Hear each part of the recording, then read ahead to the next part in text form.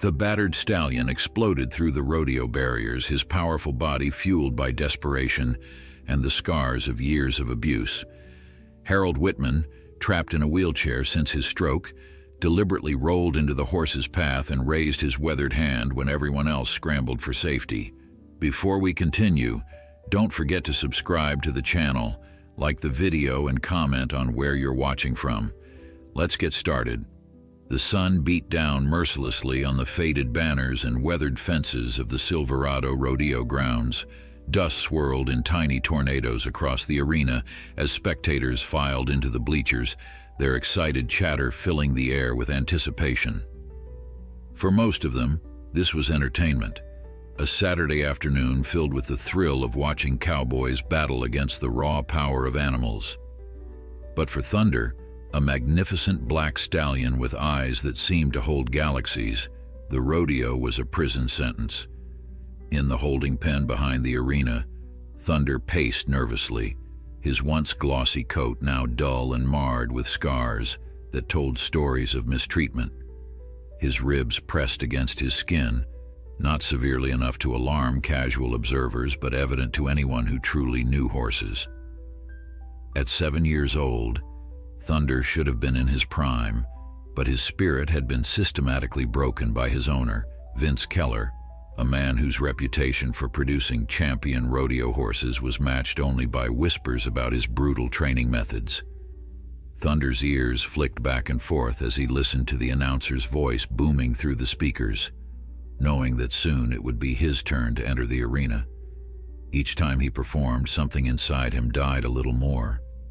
He had been a wild Mustang once, running free across the Nevada plains until the roundup 3 years ago. Now, he was just property, a means to victory and prize money. "He's getting worse," muttered Mac, one of the stable hands, as he leaned against the fence watching Thunder. "Don't know how much longer he'll last." "Keller doesn't care," replied another hand, spitting tobacco juice into the dust. "If this one breaks, he'll just get another. Always does."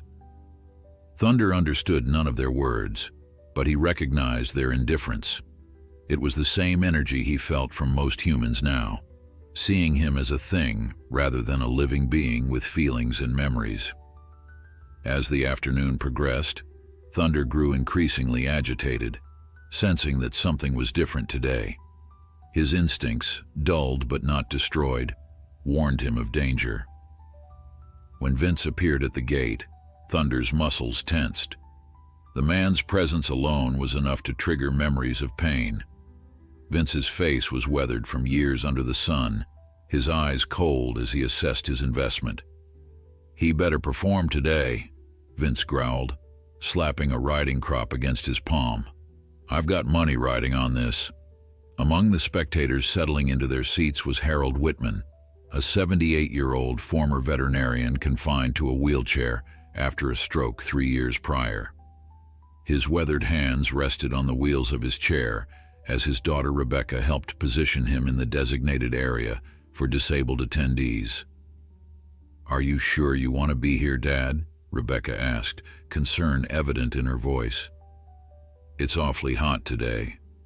Harold nodded, his eyes already fixed on the holding pens visible from their position. "I'm sure, Becky. I need this." What he didn't say was that he needed to feel connected to animals again, the beings that had given his life purpose for over 50 years before illness had taken away his practice. Rebecca sighed but squeezed her father's shoulder affectionately. "I'll get us some drinks. Don't wheel off anywhere," she added with a smile. As Rebecca walked away, Harold's attention was drawn to the holding pens where he could see Thunder pacing. Even from a distance, Harold's trained eye recognized the signs of distress in the stallion's behavior. The way he held his head, the tension in his shoulders, the constant movement, all spoke of an animal in psychological turmoil. Harold frowned, memories of his years treating abused animals flooding back. He had seen too many creatures suffering at the hands of those who were supposed to care for them. Even in retirement, he had maintained connections with animal rescue organizations, offering consultation when needed. Something about this particular horse called to him, stirring that old protective instinct that had defined his career. The announcer's voice boomed across the arena, announcing the next event, bronc riding. Harold watched as handlers approached Thunder's pen, and even from a distance, he could see the horse's panic rising. The stallion reared up, his front hooves pawing at the air in a desperate attempt to ward off the approaching humans. "That horse isn't right," Harold muttered to himself, his fingers gripping the armrests of his wheelchair tightly. In the holding pen, Thunder's fear had turned to determination. Today would be different. As the handlers attempted to prepare him for the event, securing the flank strap that would encourage him to buck, Thunder saw his opportunity. When the gate was momentarily left with just enough space for a handler to pass through, Thunder summoned all his remaining strength and charged. The handler barely jumped aside in time as nearly 1,000 pounds of desperate horse burst through the gate. Shouts erupted as Thunder galloped across the preparation area, sending people diving for cover. His powerful legs carried him forward as he sought escape, from the rodeo, from the pain, from the life that had been forced upon him. "Horse loose! Stop him!" The cries spread across the grounds as Thunder found himself in the concession area, confusion and panic driving him forward. Spectators scattered, some screaming, others trying to grab at his halter as he passed. Harold watched the chaos unfold, his heart pounding as he recognized the desperation driving the stallion. It was the last desperate act of an animal that had reached its breaking point. Without thinking, Harold moved his wheelchair forward, positioning himself in a cleared path toward the exit where Thunder seemed to be heading. "Dad, what are you doing?" Rebecca shouted, having returned to find her father deliberately placing himself in the path of a panicked horse. Harold didn't answer. His eyes were locked with Thunder's as the horse approached, momentarily slowing as he encountered this unusual obstacle. A human, not running, not shouting, just sitting and watching with calm, understanding eyes. Time seemed to slow as horse and man regarded each other. In Thunder's dark eyes, Harold recognized something he had seen countless times in his career, an animal crying out for help, for understanding. And in the elderly man's gentle gaze, Thunder sensed something he had not experienced in years: compassion. But the moment was shattered as Vince Keller appeared, rope in hand, his face contorted with rage. "Get out of the way, old man," he shouted, advancing toward Thunder with clear intent to recapture his property. Thunder reared again, his hooves dangerously close to Harold's wheelchair. Rebecca screamed from the sidelines, certain she was about to witness a tragedy. But Harold remained calm, raising one hand toward the frightened horse while using the other to reach into his jacket pocket. "Easy, boy." Harold's voice was low and steady, carrying a lifetime of experience calming frightened animals. "Easy now." Thunder's hooves returned to the ground, his nostrils flaring as he snorted, torn between flight and this strange human who offered no threat. Vince was closing in, several rodeo hands following him with ropes and prods. Harold's fingers closed around what he had been reaching for in his pocket, a small apple he had saved from lunch. He held it out toward Thunder, his movements slow and deliberate. "He's mine," Vince snarled, now just yards away. "Get away from my horse." But Harold remained focused on Thunder, speaking in that same calm voice that had soothed thousands of animals over his long career. "No one's going to hurt you anymore," he promised, though he had no idea how he would keep that promise. Thunder's soft muzzle touched Harold's outstretched hand, taking the apple with gentle precision that belied his earlier panic. In that moment, as the stallion's warm breath touched the elderly man's skin, something passed between them. A connection, a promise, a beginning. Vince Keller stopped short, momentarily stunned by the sight of his unmanageable horse calmly accepting food from a stranger in a wheelchair. The rodeo hands behind him exchanged glances, equally surprised by this unexpected turn of events. Harold looked up at Vince, his eyes hardening as he took in the riding crop still clutched in the man's hand, and the anger etched into his features. In that moment, Harold Whitman, retired veterinarian, stroke survivor, animal advocate, made a decision that would change not only his life, but the life of the desperate horse standing before him. "This horse," Harold said, his voice carrying surprising strength, "needs help." Vince Keller's face reddened as he stepped closer, his knuckles white around the riding crop. "What did you say, old man?" His voice was dangerously low, barely audible above the commotion still rippling through the rodeo grounds. Harold didn't flinch. After decades of standing between abused animals and their tormentors, he had developed an immunity to intimidation. "I said, this horse needs help, not punishment. Look at him. Really look." "Dad." Rebecca had pushed through the gathering crowd, her face pale with worry. "Please don't."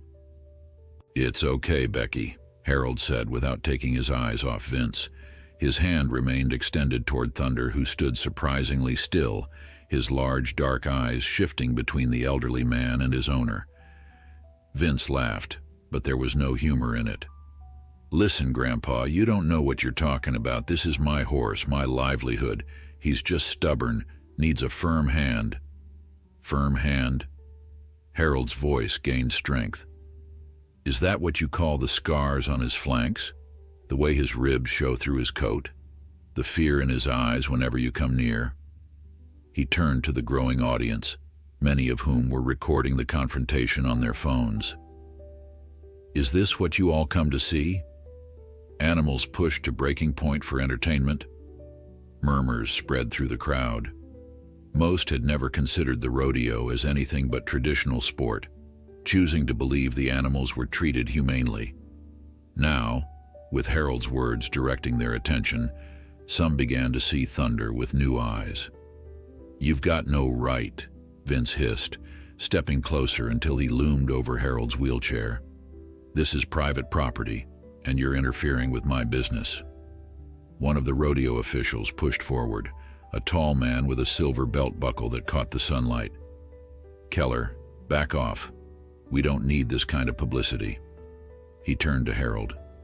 "Sir, I understand your concern, but this is a registered rodeo animal.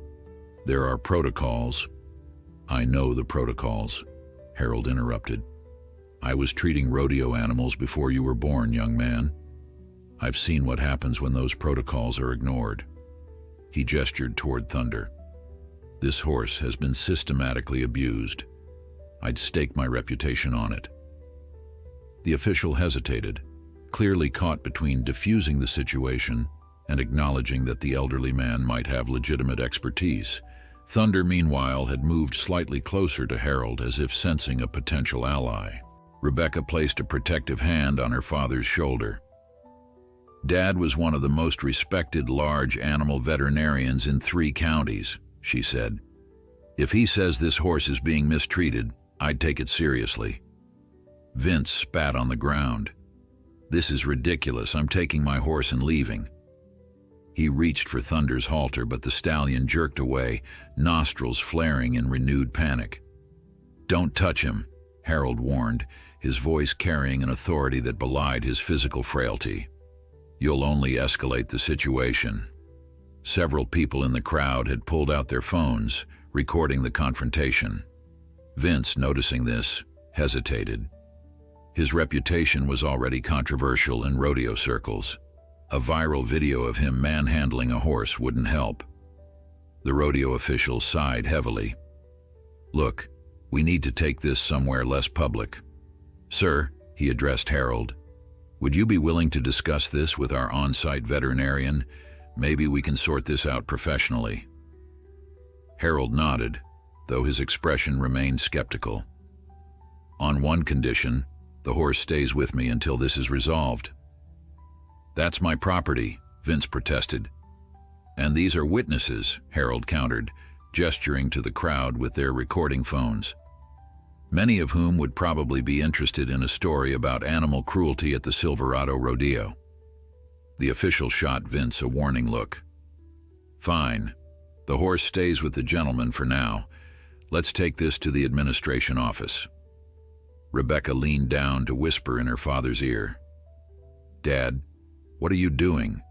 We can't take a horse home. Harold patted her hand reassuringly.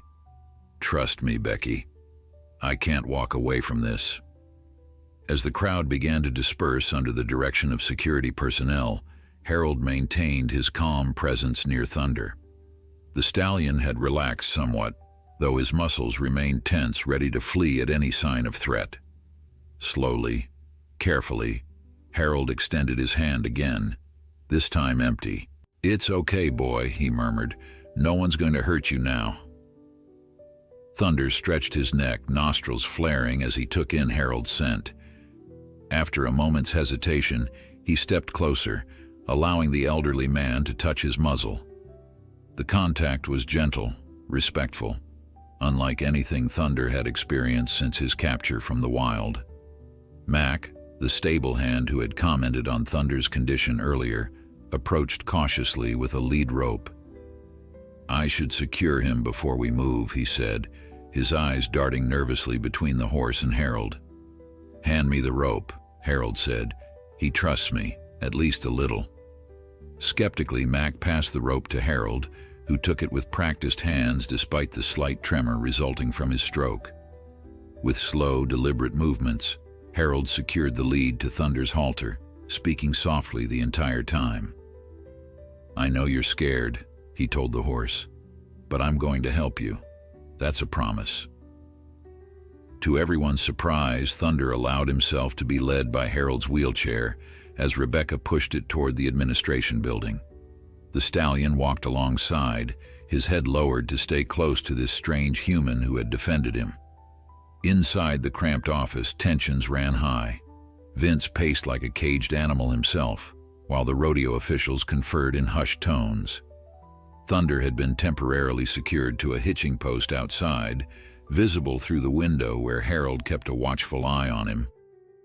The rodeo's veterinarian, Dr. Martinez, a young woman with tired eyes, reviewed Thunder's documentation with a frown.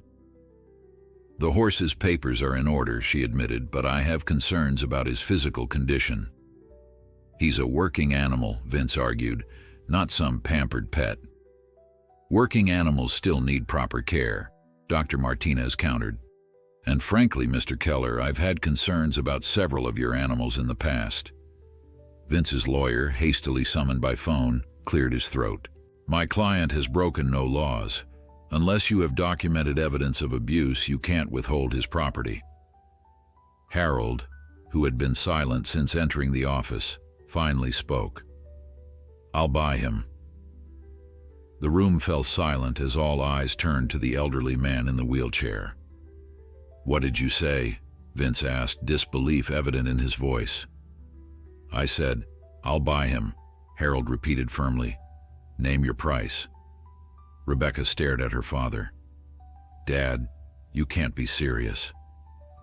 I've never been more serious in my life, Harold replied, his eyes never leaving Vince's face. How much? Vince's expression shifted from surprise to calculation. He's a champion rodeo horse, worth at least $15,000. That's outrageous, Rebecca protested. And where would we even keep a horse? Harold held up a hand to quiet his daughter. Is that your final offer, Mr. Keller? $15,000 for a horse you were just complaining wasn't performing well? Vince's eyes narrowed. You said name my price. That's my price. For a moment, Harold seemed to deflate in his wheelchair, the fight leaving him as the reality of the situation sank in. Rebecca squeezed his shoulder, thinking her father had finally realized the impossibility of what he was proposing. But then Harold straightened, a renewed determination in his posture. I'll need to make some calls, he said, and I want a full veterinary examination before any money changes hands. Dad, Rebecca whispered, we don't have that kind of money. Harold patted her hand again. Some things are worth more than money, Becky. Some wrongs need to be righted, no matter the cost. Outside the window, Thunder stood quietly, his dark eyes seemingly fixed on the elderly man who had stepped between him and a lifetime of abuse. For the first time in years, The stallion's posture suggested something other than fear or resignation. It suggested hope.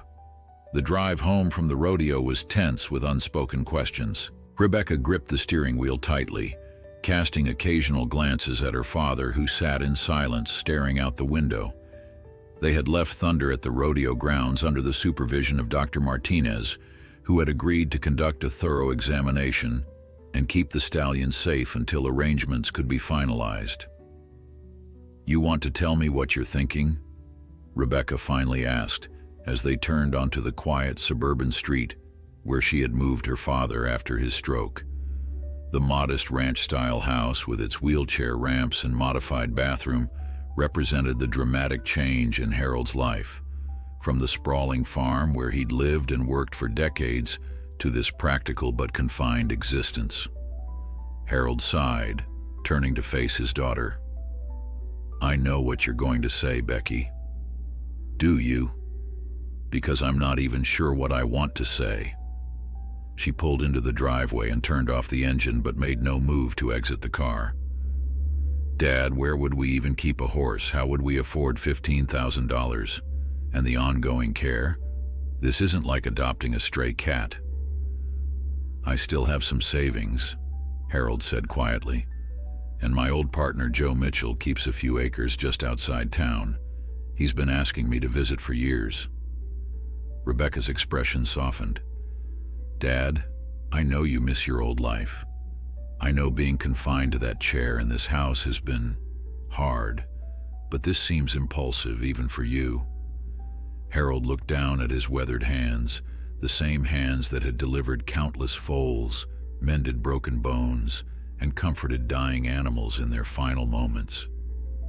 "It wasn't impulsive, Becky. The moment I saw that horse, I knew." "Knew what?" "That we needed each other." Harold's voice was firm despite its age-worn rasp. "That horse is at a crossroads, another season with Keller, and his spirit will be completely broken if his body doesn't give out first. And me," he gestured to his wheelchair. "Ever since the stroke, I've been existing, not living, taking up space in your life, watching television and waiting for doctor's appointments." "Dad, that's not true." "It is, and we both know it." Harold's tone was gentle but resolute. "When I saw Thunder today, that's what I'm calling him now, something woke up inside me. Something I thought was gone." Rebecca studied her father's face, seeing a spark in his eyes that had indeed been missing for the past 3 years. She remembered the man he had been before the stroke, vibrant, purposeful, respected.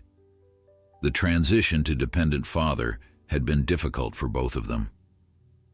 "I'm calling Joe tonight," Harold continued, "and I'm going to liquidate some of my investments.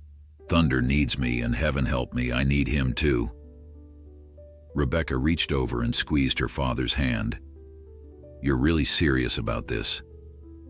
"Deadly serious." She sighed, recognizing the determined set of his jaw. It was the same expression he'd worn when he'd decided to continue living independently after her mother died. The same look he had when he'd insisted on trying to walk again after the stroke, despite the doctor's pessimism. "Okay," she said finally, "but we do this properly. Full veterinary check, proper housing, and a care plan that doesn't exhaust you physically or financially." Harold's face broke into a wide smile, years seeming to fall away from his features. "That's my girl, always the practical one." "Someone in this family has to be," she replied, but she was smiling too. That evening, Harold made 2 important calls. The first was to his old colleague and friend Joe Mitchell, who not only offered his spare paddock and stable but seemed genuinely excited about the prospect of Harold taking an interest in horses again. "Been too long since you've had your hands on a horse, Harry," Joe said over the phone. "This old place has been too quiet without your veterinary lectures." The second call was to his financial advisor, arranging to liquidate enough investments to cover Thunder's purchase and initial care. By the time he wheeled himself to bed, Harold felt more energized than he had in years. His mind raced with plans and possibilities, memories of rehabilitation techniques he had used with traumatized horses throughout his career. The next morning, Rebecca drove him back to the rodeo grounds, where Dr. Martinez waited with a comprehensive report on Thunder's condition. Malnourishment, old wounds that weren't properly treated, muscle strain from overwork, she listed, her professional demeanor not quite hiding her anger at the horse's treatment. And those are just the physical issues.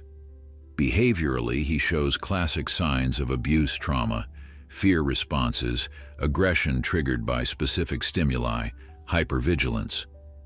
Harold nodded, having expected as much. But with proper care and rehabilitation, Dr. Martinez's expression softened. With time and the right approach, yes, I believe he could recover significantly. He's still relatively young, and despite everything, he seems resilient. She hesitated before adding, "But Mr. Whitman, this won't be easy, or quick." "The best things rarely are," Harold replied. When they approached Thunder's temporary stall, the stallion was standing alert, ears forward as if he had been waiting for them. He still showed signs of tension, the tightness around his eyes, the way he positioned himself ready for flight. But there was a noticeable difference in how he regarded Harold compared to others who passed by his stall. Harold wheeled himself closer to the stall door, speaking softly. "Good morning, Thunder. Remember me?" The horse nickered softly, stretching his neck toward Harold. The connection between them, tenuous as it was, remained intact from the previous day. Vince Keller arrived with his lawyer shortly after, his demeanor considerably less antagonistic than before, having clearly recognized the potential for both profit and an end to unwanted scrutiny. The transaction was completed with minimal conversation. Papers signed, money transferred, ownership relinquished. As Vince pocketed the cashier's check, he couldn't resist a parting shot. "Good luck with him, old man. You'll need it." Harold simply nodded, refusing to give the man the satisfaction of a response. His focus remained on Thunder, who seemed to sense the shift in his circumstances, his dark eyes following Harold's every move. Joe Mitchell arrived with his horse trailer an hour later, a tall, lanky man with a perpetual squint from years under the sun. His handshake was firm as he greeted his old friend. "Harold Whitman, getting back in the game. Never thought I'd see the day." "Life's full of surprises, Joe," Harold replied with a smile. Loading Thunder into the trailer proved challenging. The stallion balked at the ramp, memories of previous trailer journeys, likely associated with pain and fear, causing him to rear and pull back. "Let me try," Harold said after several failed attempts by the others. He wheeled himself to the base of the ramp and began speaking to Thunder in that same calm, steady voice. "I know you're scared. I understand why. But this journey is different. This one leads to home." Whether it was Harold's words, his tone, or simply the connection that had begun to form between them, Thunder eventually stepped forward, cautiously placing one hoof on the ramp, then another, until he was fully inside the trailer. As Joe secured the trailer door, Rebecca leaned down to whisper in her father's ear. "That was amazing." Harold shook his head. "Not amazing, just the beginning of trust." The small convoy, Joe's truck and trailer followed by Rebecca's car with Harold, made its way out of the rodeo grounds. As they passed through the gates, Harold felt a weight lift from his shoulders. The road ahead would be challenging, filled with obstacles both expected and unforeseen, but for the first time in 3 years, he was moving forward rather than standing still. In the trailer ahead, Thunder stood tense but resolute, heading toward an unknown future that somehow seemed less threatening than the past he was leaving behind. Between man and horse, a fragile bond had formed, one born of mutual need and recognition of a kindred spirit wounded by circumstance but not defeated. It was, as Harold had said, just the beginning. Joe Mitchell's property was a modest 10 acres nestled in the rolling hills outside town. Once part of a larger ranch, the land had been parceled off years ago, but Joe had maintained the original barn and corral, along with a small one-bedroom guest house that he occasionally rented to traveling veterinarians or students. As they drove up the winding dirt road, Harold felt a surge of nostalgia. He had spent countless hours here in his working years, consulting with Joe on difficult cases or simply sharing a beer after a long day. The familiar landscape of oak trees and tall grass brought back memories of a life that seemed increasingly distant since his stroke. The trailer rolled to a stop near the barn, dust settling around them in the golden afternoon light. Rebecca parked behind them and helped her father out of the car and into his wheelchair. "It's been too long, Harry," Joe said, surveying his old friend with a mixture of affection and concern. "Place hasn't been the same without you dropping by to criticize my horse management." Harold chuckled. "Give me time. I'm sure I'll find something to critique." Joe's face grew serious as he glanced toward the trailer where Thunder stood quietly, the occasional snort or shift of weight the only indication of his presence. "That bad, huh?" he asked, having been briefed on Thunder's condition over the phone. "Worse than I initially thought," Harold confirmed, "but not beyond help." Joe nodded, his expression grim. "Well, I've prepared the end stall like you asked. Extra bedding, half wall so he can see out but still feel secure." "Perfect. Let's get him settled before dark." Unloading Thunder proved easier than loading him had been. The stallion seemed eager to leave the confining space of the trailer, though he hesitated at the unfamiliar surroundings, nostrils flaring as he took in new scents. His eyes darted nervously, muscles tense beneath his dull coat. Harold wheeled himself into Thunder's line of sight, offering that steady presence that had calmed the horse before. "Welcome to your new home, boy," he said softly. Thunder's ears flicked forward at the sound of Harold's voice, and some of the tension in his powerful body eased. Joe and Rebecca exchanged glances, both noticing the horse's response to the elderly man. "Let's get him to his stall," Harold directed. "Slow movements, no sudden noises." Joe took the lead rope with experienced hands, and Thunder followed, though he kept his distance from everyone except Harold, to whom he stayed close, occasionally lowering his head as if seeking reassurance.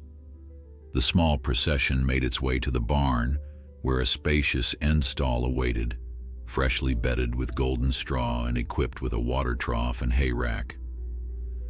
Once inside, Thunder immediately retreated to the far corner, regarding his new surroundings with suspicion.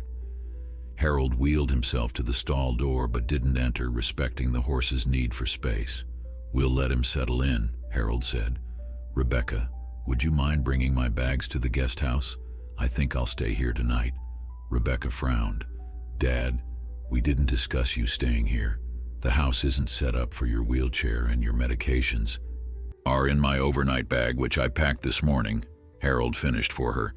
"Joe's already offered the guest house.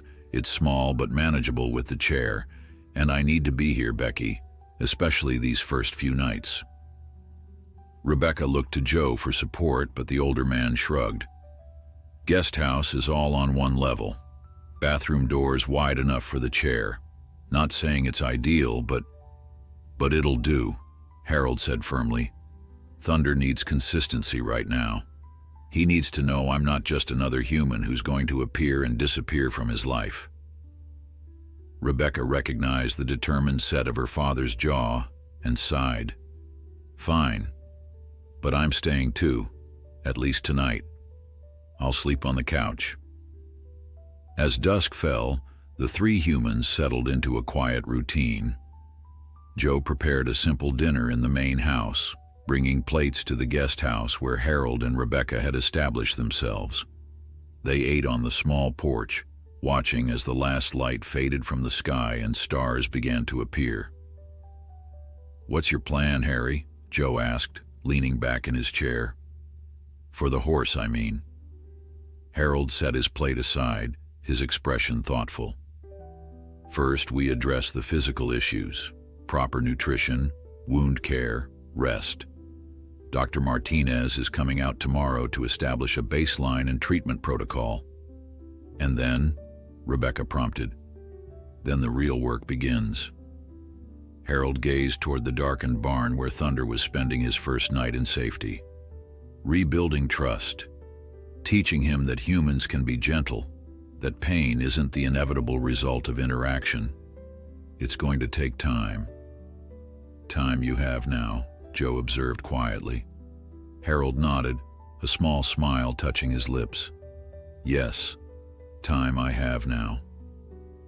Later that night, after Rebecca had reluctantly settled on the small couch and Joe had returned to his house, Harold found himself unable to sleep. The unfamiliar bed, the excitement of the day, and concern for Thunder all conspired to keep rest at bay. After an hour of tossing and turning, he eased himself into his wheelchair and made his way outside. The night was clear, a half-moon providing enough light to navigate by. Harold wheeled himself across the yard to the barn, its weathered structure a darker shadow against the night sky. Inside, the familiar smells of hay, horse, and leather brought a comfort that eased something in his chest he hadn't realized was tight. He made his way to Thunder's stall, moving slowly to avoid startling the horse. Thunder was standing in the center of the stall, head up, clearly as unable to rest as Harold. At the sound of the wheelchair, the stallion's ears pricked forward, and he turned toward Harold. "Can't sleep either, huh?" Harold said softly. "Too much change in one day." Thunder regarded him silently, then took a hesitant step forward, then another, until he stood at the stall door. Harold raised his hand slowly, offering it palm up. For a long moment, Thunder didn't move. Then, with exquisite care, he stretched his neck and touched his muzzle to Harold's hand. The contact was brief, barely more than a whisper of warmth against his palm, but it sent a surge of emotion through Harold so powerful he found tears springing to his eyes. It wasn't just the touch, it was what it represented, the first voluntary contact, the first tentative reach across the divide between them. "Thank you," Harold whispered, his voice rough with feeling. "Thank you for trusting me that much." Thunder drew back, returning to the center of his stall, but something had shifted in his posture.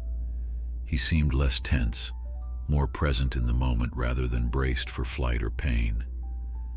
Harold stayed for another hour, talking softly about nothing in particular, allowing Thunder to become accustomed to his voice, his presence, the sound of his wheelchair.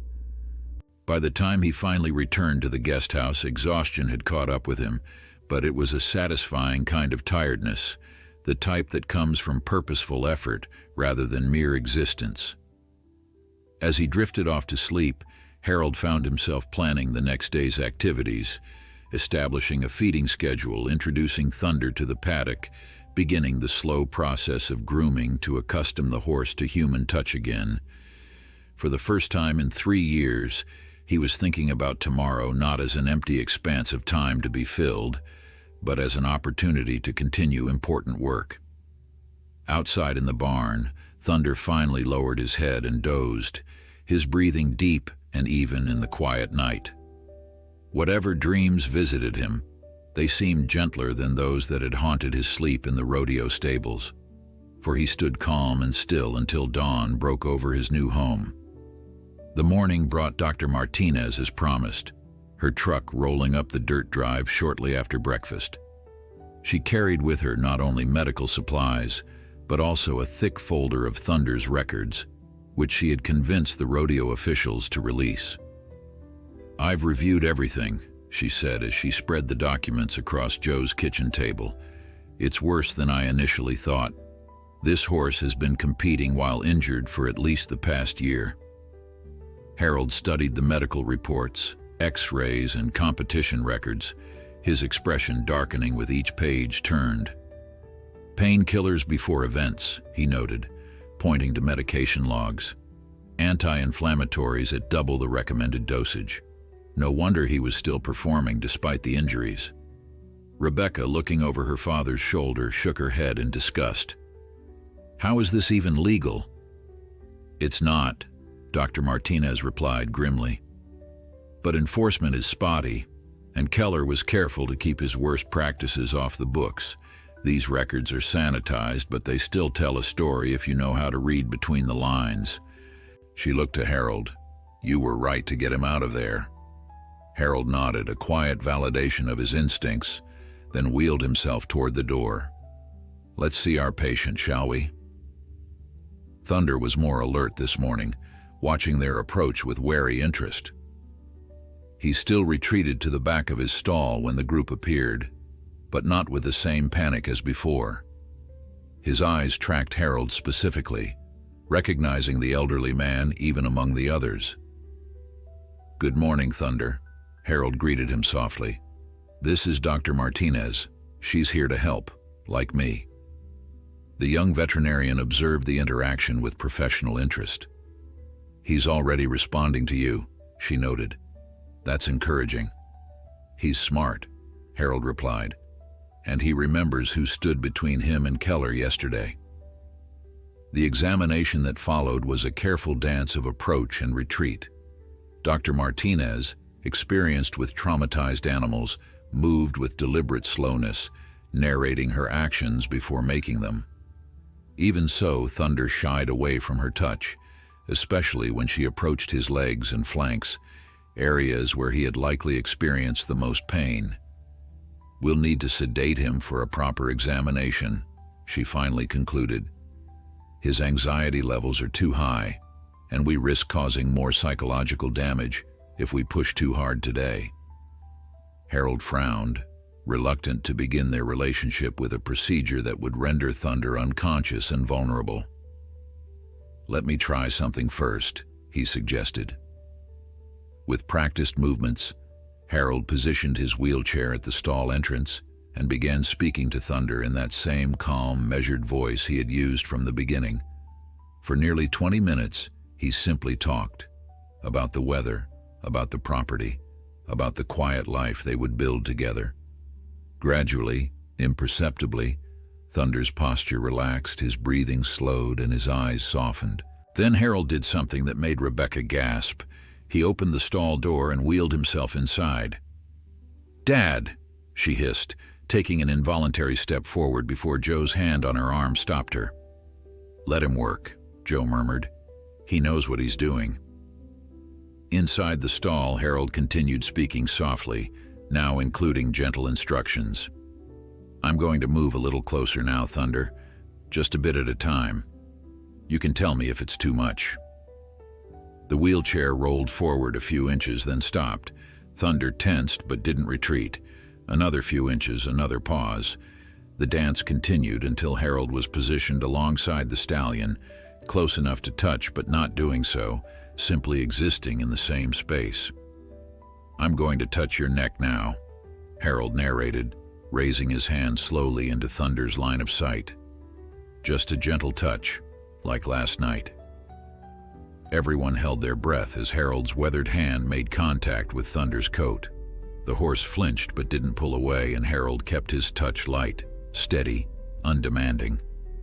After a moment, Thunder released a long breath, something almost like a sigh. "There we go," Harold murmured. "That's it, boy." Dr. Martinez watched with undisguised admiration. "I've been practicing for 8 years and I've never seen anything quite like this," she said quietly. "That's 40 years of experience at work," Joe replied, pride evident in his voice. Harry always had a way with the difficult cases. With Thunder now accepting Harold's presence and touch, Dr. Martinez was able to approach more successfully. Though the horse still tensed when she examined his tender areas, Harold's continuous calm presence kept him from panicking. By the end of the examination, Dr. Martinez had a comprehensive understanding of Thunder's physical condition.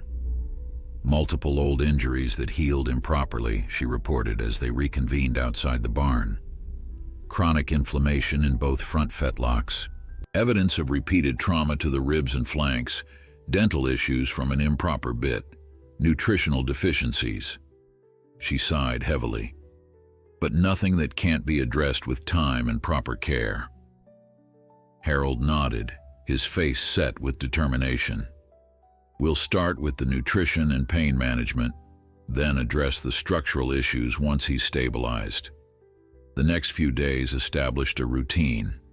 Harold, who had decided to stay at Joe's guest house indefinitely, rose early each morning to feed Thunder, speaking to him constantly, acclimating him to the sound of the wheelchair, the sight of the feeding buckets, the smell of fresh hay.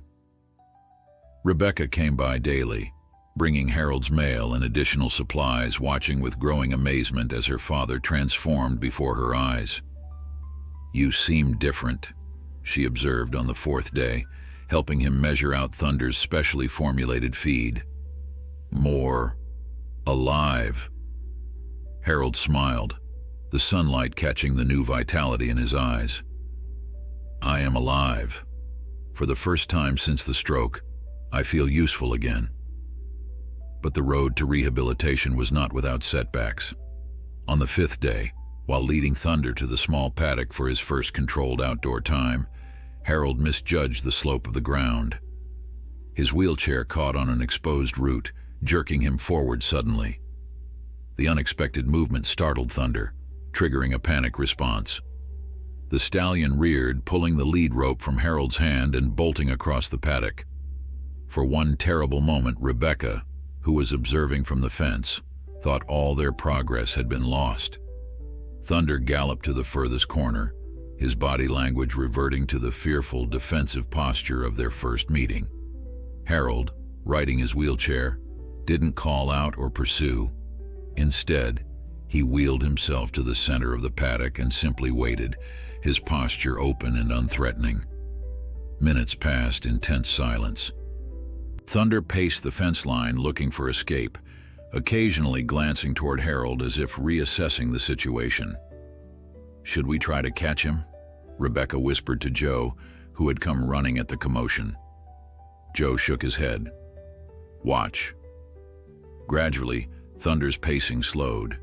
His head lowered slightly, and his ears, which had been pinned back in fear, relaxed into a more neutral position. Then, with cautious steps, he began moving toward Harold, stopping frequently to assess for danger, ready to flee at the slightest provocation.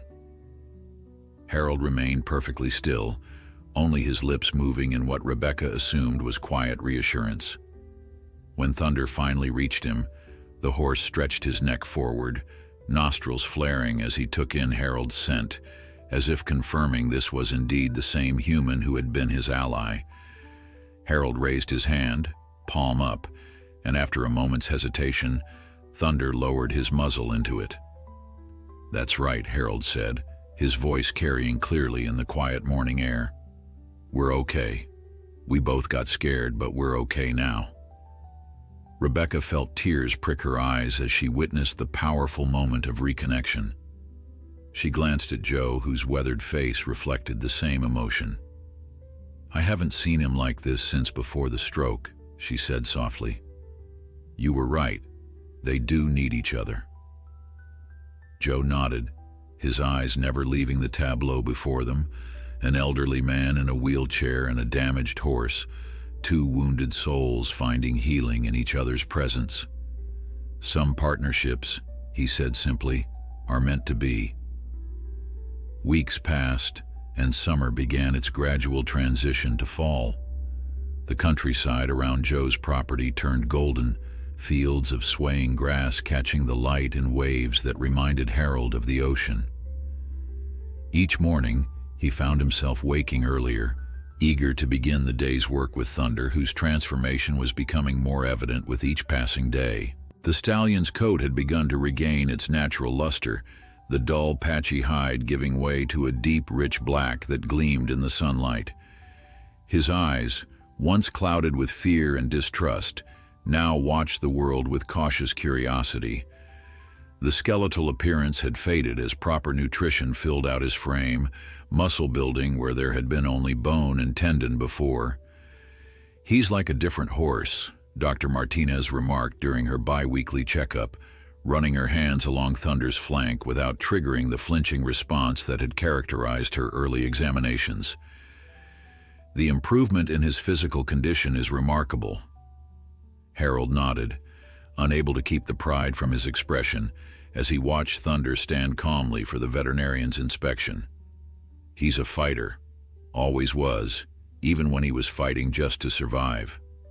But the physical recovery, impressive as it was, paled in comparison to the psychological transformation. Thunder, who had once regarded all humans with suspicion and fear, now displayed distinct preferences and relationships with each person in his small circle.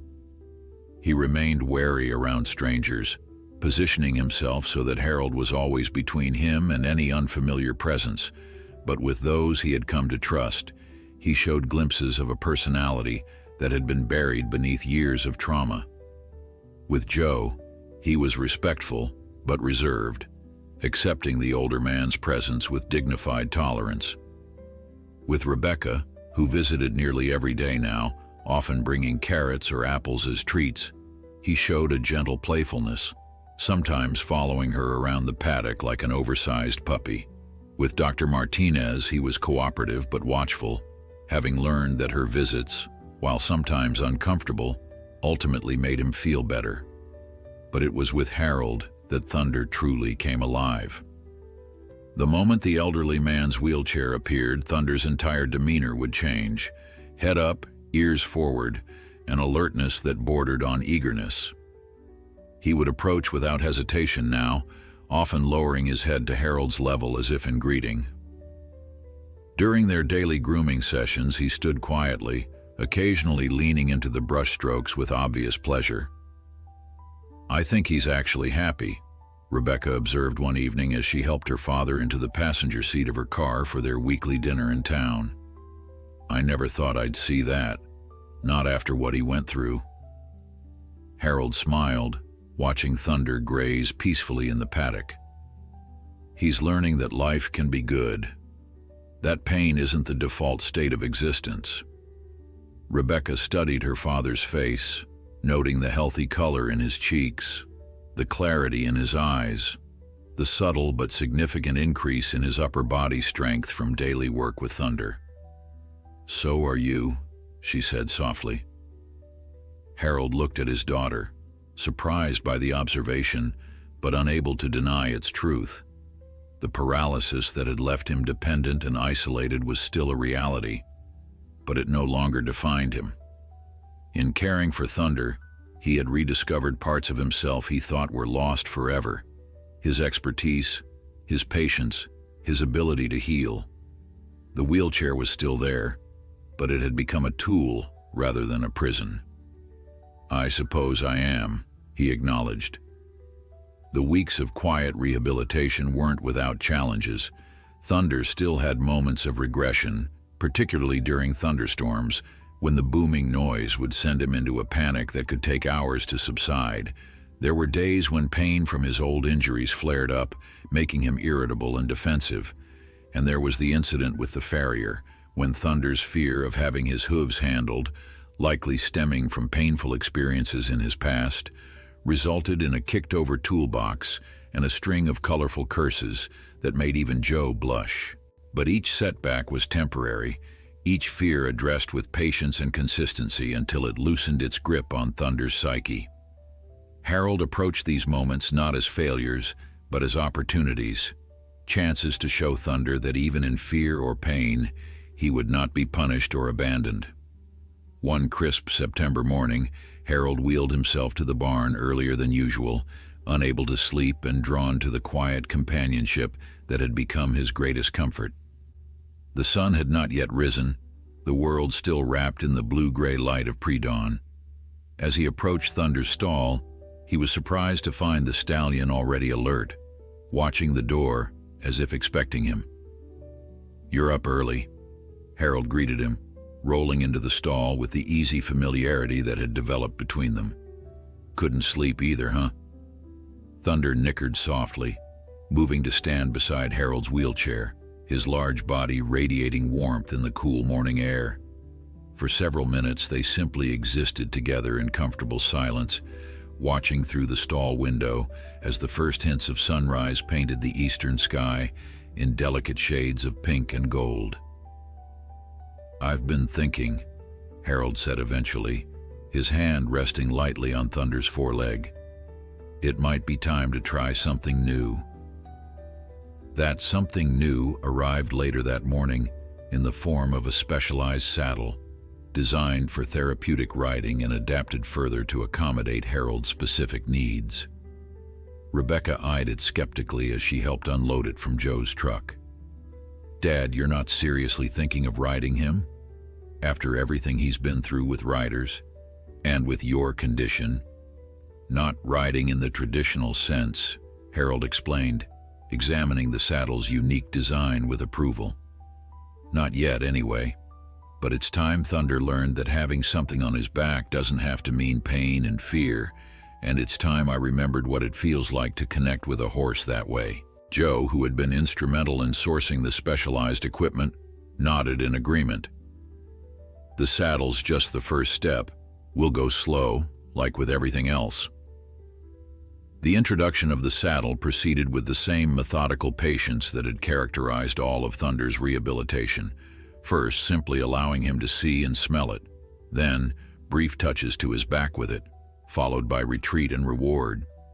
The process stretched over days, each session ending before Thunder showed signs of stress, each success celebrated with quiet praise and gentle touches. A week later, the saddle was finally secured on Thunder's back for the first time, adjusted carefully to avoid pressure on sensitive areas. The stallion stood trembling slightly, eyes wide but trusting as Harold spoke reassuringly from his position beside him. "You're doing so well," Harold murmured, stroking Thunder's neck. "So brave." Rebecca, watching from a safe distance, marveled at the transformation in both of them. Her father, once so diminished by his disability, now radiated the quiet authority and expertise that had defined his professional life. And Thunder, the terrified, aggressive stallion from the rodeo, now stood accepting something that must have represented untold suffering in his past. "It's like they've healed each other," she said softly to Joe. The older man nodded, his weathered face thoughtful. "That was always Harry's gift, even back in our practice days. He never just treated the animal's body. He saw the whole being, physical, emotional, spiritual even. And somehow, in seeing them that way, he helped make them whole again." As the autumn sun cast long shadows across the paddock, Harold led Thunder in slow circles, the stallion adjusting to the unfamiliar weight on his back, the elderly man guiding from his wheelchair with gentle words and the lead rope held loosely in his hands. Their shadows stretched beside them, man and horse broken but mending, moving forward together one careful step at a time. October arrived with a symphony of falling leaves and crisp mornings that turned breath to mist. The transformation in Thunder continued, each day bringing small victories that accumulated into remarkable progress. He now accepted the saddle without hesitation, had mastered basic ground commands, and moved with a fluid grace that belied his troubled past. The only remaining evidence of his rodeo days were the scars hidden beneath his coat and an occasional wariness around unfamiliar men, particularly those who resembled Vince Keller in build or manner. For Harold, these months had brought an equally profound change. His upper body had strengthened considerably from daily work with Thunder. The wheelchair, once a symbol of limitation, had become simply another tool, as natural to him as a stethoscope had been in his veterinary days. Most significantly, the cloud of depression that had followed his stroke had lifted, replaced by purpose and a quiet joy that Rebecca hadn't seen in her father since before her mother's death. "Have you given any thought to what comes next?" Rebecca asked one afternoon as she helped Harold adjust Thunder's new therapeutic bridle, designed to minimize pressure on sensitive areas while still providing clear communication. "Next?" Harold raised an eyebrow. "With Thunder," she clarified. "He's come so far. Soon he'll be completely rehabilitated. What then?" Harold's hand stilled on the leather straps. It was a question he'd avoided asking himself, preferring to focus on the day-to-day progress rather than the uncertain future. Thunder had become the center of his life, the reason he rose each morning with anticipation rather than resignation. The thought of their journey together having an endpoint was unsettling. "I'm not sure," he admitted. "I hadn't really thought beyond getting him healthy and happy." Rebecca studied her father, noting the flash of vulnerability that crossed his face. "Dad, you know you've created something special here. Not just with Thunder, but..." She gestured toward the paddock where 2 other horses now grazed. In the past month, word had spread among local veterinarians about Harold's success with Thunder, and 2 more rescue cases had been brought to Joe's property. A neglected mare with severe trust issues, and an elderly gelding abandoned when he could no longer work. Harold followed her gaze, a thoughtful expression settling on his features. It was true. Without quite realizing it, he had begun to establish something of a sanctuary. Joe's property, once quiet and half unused, now hummed with purpose. The ancient barn had been repaired and expanded to accommodate the new arrivals. Local high school students had started volunteering on weekends, learning from Harold about horse behavior and rehabilitation techniques. "Maybe," Harold said slowly, "this is what comes next. Not an endpoint, but a continuation, a new chapter." Thunder, sensing the shift in mood, nudged Harold's shoulder gently with his muzzle. The gesture, once unimaginable from the terrified stallion of the rodeo, now came naturally, a communication between friends, an offering of comfort or attention. Harold reached up to stroke the horse's sleek neck, the connection between them palpable even to observers. "I think he agrees," Rebecca said with a smile. The following week brought an unexpected visitor.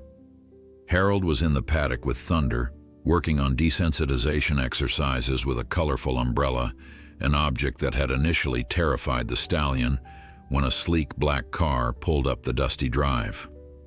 Rebecca, who had been recording the session for Dr. Martinez's review, tensed immediately. "Dad," she called, her voice tight with alarm. "It's Keller."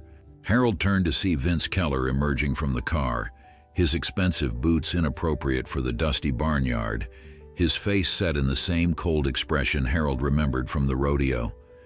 Thunder, catching sight of his former owner, froze in place, his entire body going rigid with recognition and fear. "Easy, boy," Harold murmured, moving his wheelchair to position himself between Thunder and the approaching man. "I'm here." Vince stopped several yards away, his gaze taking in the scene with calculating assessment. Well, he drawled. "Isn't this touching? The cripple and the broken-down horse." Rebecca stepped forward, anger flashing in her eyes. "Mr. Keller, you're trespassing on private property. I suggest you leave before..." "Before what?" Vince interrupted, his smile not reaching his eyes.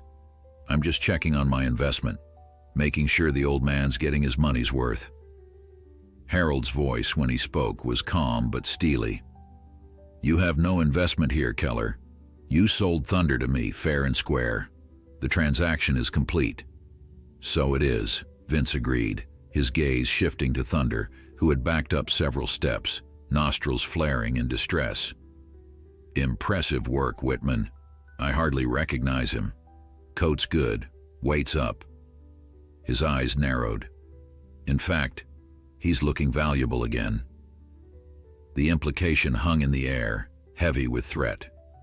Harold felt a chill that had nothing to do with the autumn breeze. Behind him, Thunder pawed the ground nervously, responding to the tension in the atmosphere. "If you're here to try to buy him back, you're wasting your time," Harold said firmly. "Thunder isn't for sale, not for any price." Vince's smile widened, revealing teeth too perfect to be natural. "Everything has a price, old man. Everything and everyone." He reached into his jacket and pulled out a business card, flicking it toward Harold with casual disdain. "When you change your mind, give me a call. My offer will be more than generous, for now." With that, he turned and walked back to his car, his posture radiating confidence that bordered on arrogance. As the vehicle disappeared down the drive in a cloud of dust, Rebecca let out a breath she hadn't realized she was holding. What was that about? He can't really think you'd sell Thunder back to him? Harold picked up the discarded business card, turning it over in his fingers thoughtfully. People like Keller see everything as a transaction. He can't comprehend a bond that isn't based on profit or use. He tucked the card into his shirt pocket. But we should be careful. I don't trust him to respect legal boundaries if he set his mind on something. Thunder, still agitated by the encounter, circled the paddock restlessly, his earlier calm shattered by the brief appearance of the man who had caused him so much suffering. Harold wheeled himself toward the stallion, speaking in the quiet, steady tones that had become their private language of reassurance. "It's okay, Thunder. He's gone now. He won't hurt you again. I promise." Gradually, the horse's pacing slowed. He approached Harold cautiously, as if needing confirmation that the threat had truly passed. Harold extended his hand, and Thunder pressed his muzzle into the offered palm, his breath warm against the elderly man's skin. The contact seemed to steady them both, a reminder of the trust they had built together, stone by stone over months of patient work. Later that evening, after Thunder had settled back into his normal routine, Harold sat on the guest house porch with Rebecca and Joe, sharing a simple dinner as the sun set behind the distant hills. The incident with Keller had left a shadow over the day, a reminder that the world beyond their peaceful sanctuary could still intrude with its callousness and greed. "Do you think he'll come back?" Rebecca asked, voicing the concern that hung in the air between them. Harold looked toward the barn where Thunder and the other rescue horses were bedded down for the night. "I don't know," he admitted. "But if he does, we'll be ready." Joe nodded, his weathered face resolute in the fading light. "Damn right we will." As darkness fell, the three sat in companionable silence, each lost in their own thoughts but united in their determination to protect what they had built together. Not just a rehabilitation center for damaged horses, but a place of healing for wounded souls of all species, a sanctuary built on the foundation of one unlikely friendship between an elderly man in a wheelchair and a mistreated rodeo horse who had both discovered that brokenness was not the end of their story, but merely the beginning of a new chapter. The weeks following Keller's visit passed without incident, but his presence had left an invisible mark on the sanctuary. Joe installed security cameras at the entrance and around the barn. Rebecca began staying overnight more frequently, her protective instincts heightened by the thinly veiled threat in Keller's words. Harold found himself waking at the slightest sound, wheeling to the window to peer into the darkness, reassured only when morning came and all the horses were safe in their stalls or paddocks. Despite these undercurrents of concern, progress continued. Thunder, after his initial setback following Keller's appearance, resumed his rehabilitation with remarkable resilience. By mid-November, he was comfortable with the specialized saddle and adaptive bridle, responding to Harold's voice commands with increasing precision. The ultimate goal, for Harold to actually ride him, now seemed within reach, a possibility that would have seemed absurd just months earlier. "Do you really think it's possible?" Rebecca asked one evening as she helped Harold review the designs for a mounting ramp that would allow him to transfer from his wheelchair to Thunder's back. "I mean, with your paralysis and his history."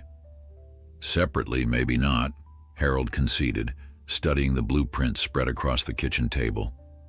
"But together, I think we've got a chance. He's strong enough to compensate for my weakness, and I understand his fear well enough to avoid triggering it."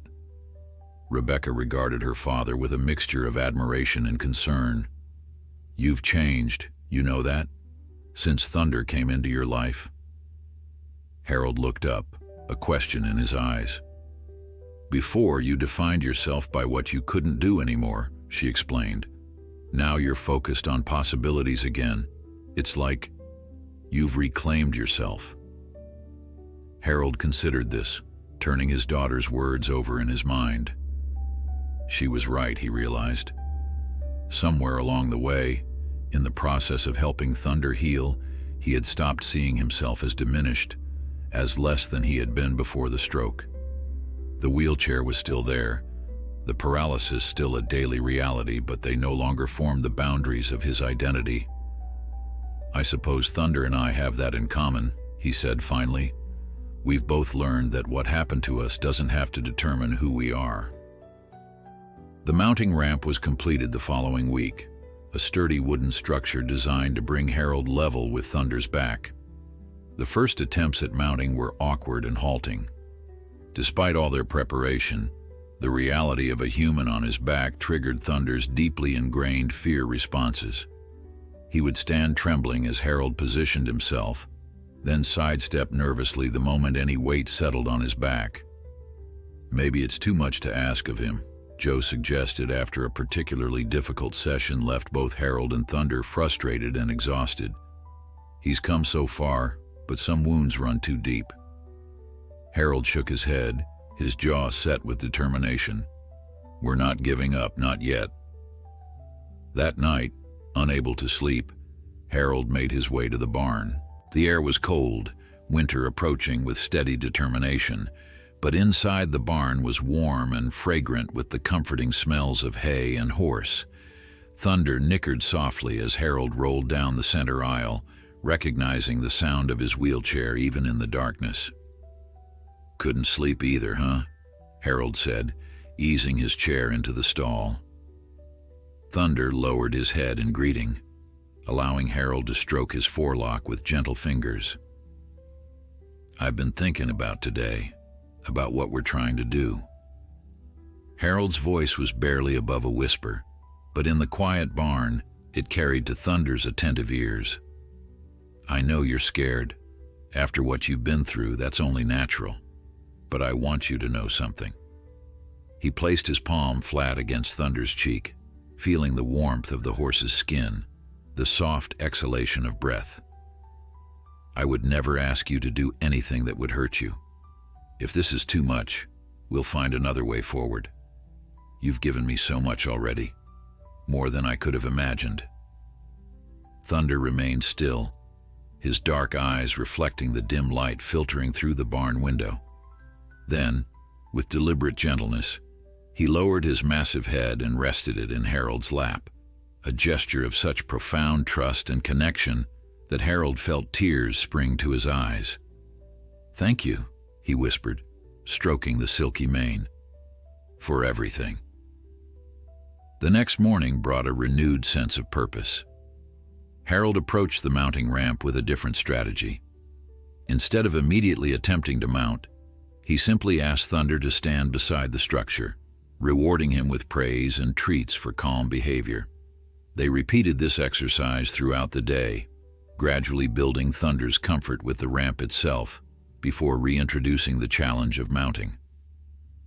By late afternoon, Thunder was standing calmly beside the ramp, his earlier anxiety noticeably diminished. Harold, sensing the shift, decided to try once more. With Rebecca's assistance, he positioned himself on the ramp, level with Thunder's back. The saddle, specially designed to provide stability for Harold while distributing his weight evenly across Thunder's back, was secured and checked twice. "Ready?" Rebecca asked, her hand steady on her father's arm. Harold nodded, his focus entirely on Thunder, who stood watching him with ears forward, alert but not fearful. "Ready." With careful movements, Harold shifted from the ramp to Thunder's back, keeping his weight balanced as he settled into the saddle. Thunder tensed momentarily, but didn't sidestep or pull away. Instead, he turned his head slightly, as if checking that Harold was secure. "Good boy," Harold murmured, his voice thick with emotion. "That's it. We're okay." For several minutes they simply remained there, horse and rider, both overcoming profound physical and psychological barriers to achieve this moment of connection. Rebecca stood back, her hand pressed to her mouth, tears streaming unashamedly down her face as she witnessed the culmination of months of patient work and unwavering determination. Joe, who had been watching from the barn doorway, approached slowly, his weathered face split in a wide grin. "Well, I'll be damned," he said softly. "You did it, Harry. Both of you." Harold nodded, unable to speak past the lump in his throat. His hands rested lightly on the reins, not directing but simply maintaining contact. He could feel Thunder's breathing beneath him, steady and strong, the powerful muscles relaxed now in acceptance of his presence. "Walk on," Harold said finally, giving the gentlest of cues. Thunder responded immediately, taking a careful step forward, then another, adjusting his gait to accommodate Harold's weight and balance. They moved slowly around the paddock, finding their rhythm together, two broken beings creating something new and whole from the fragments of their past lives. The moment was shattered by the sound of tires on gravel. A familiar black car pulled up to the paddock fence and Vince Keller emerged, his expression darkening as he took in the scene before him. He was not alone this time. Two burly men flanked him, their stance suggesting they weren't there for a social call. "Well, isn't this touching?" Keller called, his voice carrying across the paddock. The cripple and the broken horse, playing cowboy. Harold felt Thunder tense beneath him, the horse's ears flattening at the sound of Keller's voice. But there was no panic this time, no desperate attempt to flee. Instead, Thunder turned to face the man who had caused him so much suffering, his posture steady and controlled under Harold's guidance. "You're trespassing, Keller," Harold said calmly, his hand resting reassuringly on Thunder's neck. "I suggest you leave." Keller's smile was cold as he signaled to his companions. "I don't think so, old man. I've come to collect what's mine, and this time I'm not taking no for an answer." Time seemed to slow as tension crackled across the paddock. Joe stepped forward, placing himself between Keller's men and the gate, his weathered hands clenched into fists at his sides. Rebecca had already pulled out her phone, frantically dialing the sheriff's office while keeping her eyes fixed on the intruders. "This is private property," Joe called, his voice steady despite the clear threat before them. "You're not welcome here, Keller." Vince's expression remained coldly amused as he nodded to his companions. "That horse is worth a lot more now than when I sold him. Consider this a business transaction. I'm reclaiming an undervalued asset." One of the men moved toward the paddock gate, reaching for the latch. Joe stepped directly in his path, shoulders squared, despite being outweighed by at least 50 pounds. "You'll have to go through me first." "That can be arranged," the man growled, shoving Joe roughly. The older man staggered but held his ground, a lifetime of ranch work evident in the strength of his stance. "Harold," he called without turning, "get Thunder to the barn." Atop Thunder, Harold felt a curious calm descend over him. The fear that had spiked at Keller's arrival was replaced by a crystalline clarity. His hands remained steady on the reins as he leaned forward slightly, speaking directly into Thunder's ear. "It's you and me now, boy. Trust me." Thunder's ears flicked back, catching Harold's words. The horse was trembling beneath him, but not with the blind panic of their first meeting. This was a controlled tension, muscles coiled and ready, waiting for direction.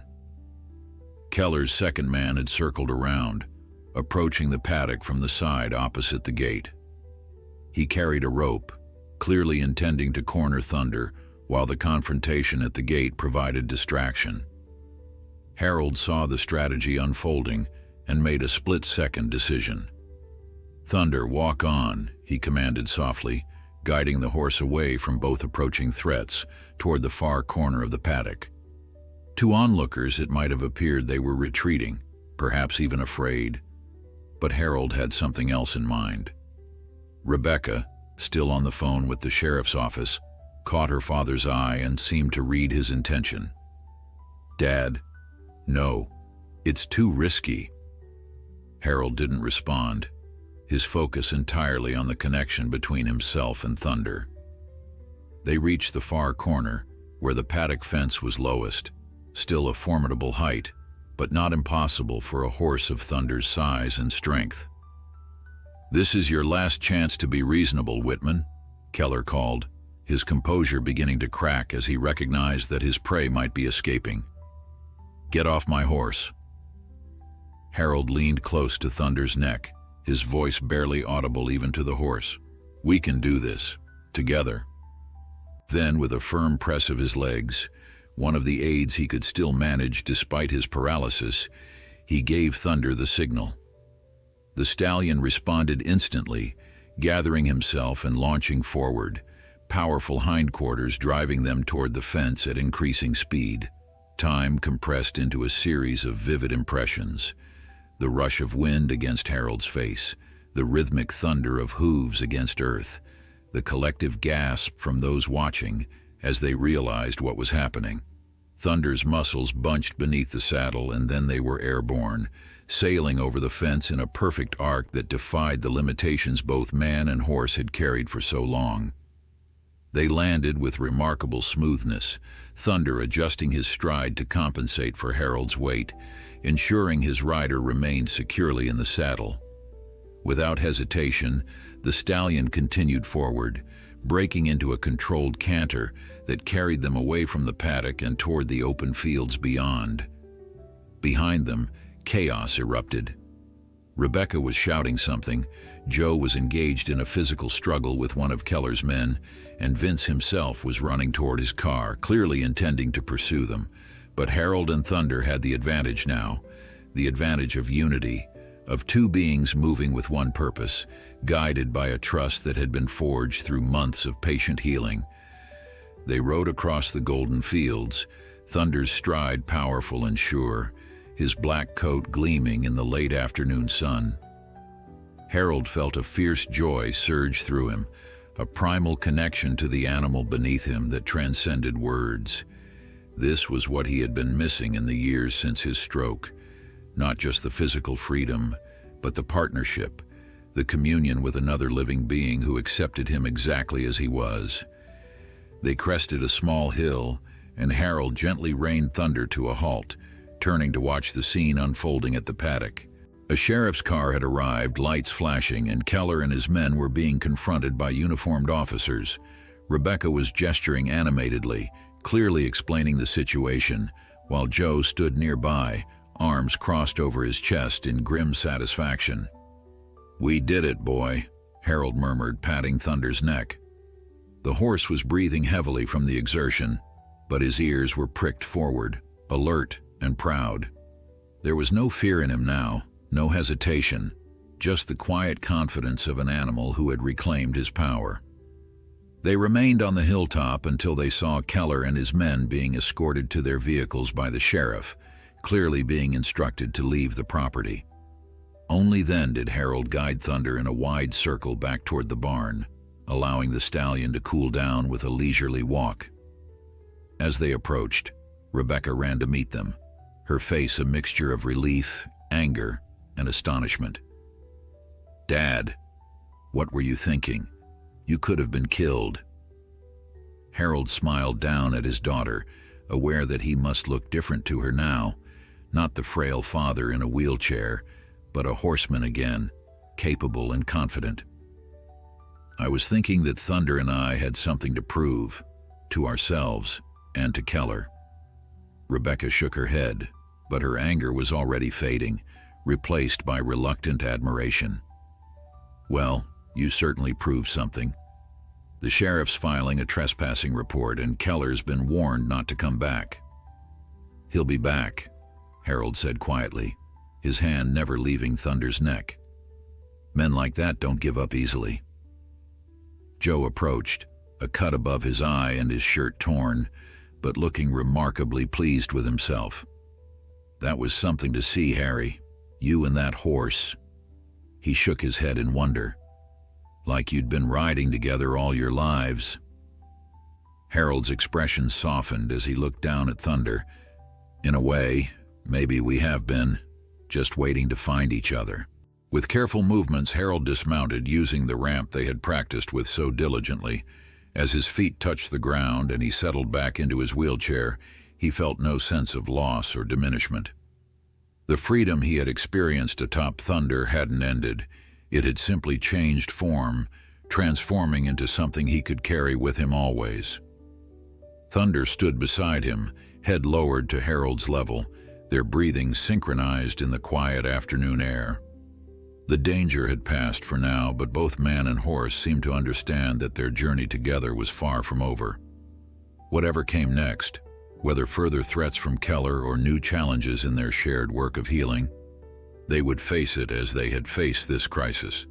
Together, each making the other stronger, each finding in the other the missing piece of themselves. As the sun began its descent toward the horizon, casting long shadows across the barnyard, Harold reached up to stroke Thunder's velvety muzzle. "Thank you," he said simply. And Thunder, in his own wordless way, seemed to reply, "No, thank you." Winter descended on the sanctuary, transforming the golden fields into blankets of pristine white. The barn, now expanded to house 6 rescue horses, was warm and fragrant with fresh hay and the comforting sounds of contented animals. Harold had moved permanently into the guest house, which Joe had renovated to better accommodate his wheelchair. Rebecca visited daily, often staying overnight, her own life gradually intertwining more deeply with the sanctuary's rhythms and needs. The confrontation with Keller had changed things, crystallizing what had been a personal journey of healing into something larger and more purposeful. Word had spread about the disabled veterinarian and the rodeo horse who had saved each other, drawing attention from local media and eventually a regional television station that featured their story on the evening news.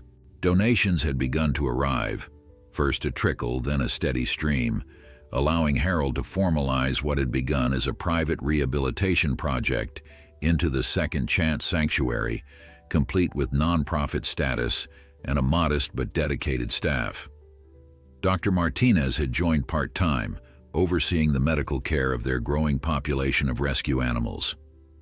3 local teenagers with their own challenges, one with autism, one recovering from addiction, one recently out of juvenile detention, had found purpose as volunteers, learning both horse care and life skills under Harold's patient guidance. Thunder, once the recipient of healing, had become an active participant in offering it to others. His intelligence and sensitivity made him especially effective with the most traumatized rescues, as if he could communicate to them in some silent horse language that pain was not permanent, that trust could be rebuilt, that humans could be partners rather than tormentors. The legal battle with Keller had dragged on through winter, his initial trespassing charge countered with a civil suit, claiming that Thunder had been sold under false pretenses. The case had attracted the attention of animal rights activists who provided legal support and turned the proceedings into something of a crusade against rodeo abuse. Keller, finding himself facing not just Harold, but a growing coalition of advocates, eventually withdrew his claim and slunk back to the rodeo circuit, his reputation tarnished by the negative publicity. On a crisp February morning, with the sun glinting off snow-covered fields, Harold sat in his customary place by the barn entrance, watching Thunder lead a nervous new rescue, a dappled mare rescued from a neglect situation, around the paddock. The stallion moved with deliberate gentleness, modulating his pace to match the mare's hesitant steps, showing her the boundaries of their shared space with equine patience. "He's become quite the therapist," Rebecca observed, handing her father a steaming mug of coffee. Harold smiled, accepting the mug with grateful hands. "He understands suffering," he replied simply, "and healing. That makes him uniquely qualified." They sat in companionable silence, watching the horses move against the backdrop of winter-bare trees and snow-covered hills. So much had changed in the months since that fateful day at the rodeo. Not just their surroundings and circumstances, but something fundamental in themselves. Rebecca saw it most clearly in her father, whose face now carried the vitality and purpose that had characterized him before the stroke. The wheelchair was still there, but it had become almost invisible, no more defining of Harold than his glasses or the weather-beaten hat he wore against the winter sun. "I've been thinking," Rebecca said eventually, her breath forming clouds in the cold air, "about moving out here permanently. The commute to my job is manageable, and I could help more with the administrative side of things. The sanctuary's getting too big for you and Joe to handle alone." Harold glanced at his daughter, noting the quiet determination in her expression. It was the same look she'd worn when she'd moved him into her home after the stroke, rearranging her life without hesitation to care for him. But this was different. This wasn't duty or obligation. This was choice. "Are you sure?" he asked. "It's a big change from city life." Rebecca's gaze drifted to the paddock, where Thunder was now standing patiently, as the mare cautiously drank from the water trough he had led her to. "I'm sure," she said softly. "What you've built here, Dad, it's something special, something worth being part of." Harold reached over and squeezed his daughter's hand, too moved for words. Later that afternoon, with the winter sun beginning its early descent, Harold rolled his wheelchair along the snowy path to the paddock. Thunder, spotting him, broke away from his quiet companionship with the mare and trotted to the fence, his breath forming great plumes of vapor in the cold air. "Hello, old friend," Harold greeted him, reaching up to stroke the velvety muzzle that extended toward him. "Good work today." Thunder nickered softly, pushing his head against Harold's hand with gentle insistence. It was a familiar request, one that had become part of their daily ritual. "All right then," Harold chuckled. "I suppose we could go for a short ride." The mounting process had become smooth with practice. The specialized ramp, now permanently installed by the paddock, allowed Harold to transition from wheelchair to saddle with minimal assistance. Thunder stood patiently throughout, adjusting his stance to make the transfer easier, understanding without being told what his human needed. Once settled in the saddle, Harold felt the familiar sense of liberation that came with these rides. The paralysis that confined him to the wheelchair on the ground became almost irrelevant on horseback, Thunder's strong legs becoming an extension of his own, the stallion's movements responding to the slightest shift of Harold's weight or pressure from his hands. They set off across the snow-covered fields, leaving twin trails of hoof prints behind them. The cold air was invigorating, carrying the clean scents of pine and snow. Harold guided Thunder toward their favorite route, a gentle path that wound through a stand of old oak trees before emerging onto a ridge that overlooked the entire property. From this vantage point, Harold could see the full scope of what they had created together. The barn and paddocks, the guest house with smoke curling from its chimney, the newly constructed therapy ring where volunteers worked with local children with disabilities. It had all grown from that single moment of connection at the rodeo, that recognition of a kindred spirit trapped in circumstances that didn't define their true nature or potential. As the sun began to set, painting the snow-covered landscape in shades of pink and gold, Harold leaned forward to pat Thunder's neck. "Look what we did, boy," he said softly. "Look what we became together." Thunder's ears flicked back, catching Harold's words. The stallion stood perfectly still, seeming to survey the sanctuary that had grown around them, the manifestation of their shared journey from brokenness to wholeness. In that moment, as human and horse gazed out over the fruits of their unlikely partnership, Harold felt a profound sense of completeness. They had both been damaged by stroke, by abuse, by circumstances beyond their control. But those damages had not defined them. Instead, they had become the very points of connection that allowed them to recognize and heal each other. The elderly man in the wheelchair and the mistreated rodeo horse had done the unthinkable. They had transformed their broken pieces into something beautiful and whole, something that extended beyond themselves to touch other damaged beings. They had created not just a sanctuary for animals, but a testament to the resilience of the spirit, human and equine alike. As darkness began to fall, Harold gently turned Thunder back toward the barn, toward home. The stallion moved with confident steps through the gathering dusk, carrying his rider with the care and pride that had become the foundation of their bond. "Let's go home, Thunder," Harold said. And together, they did.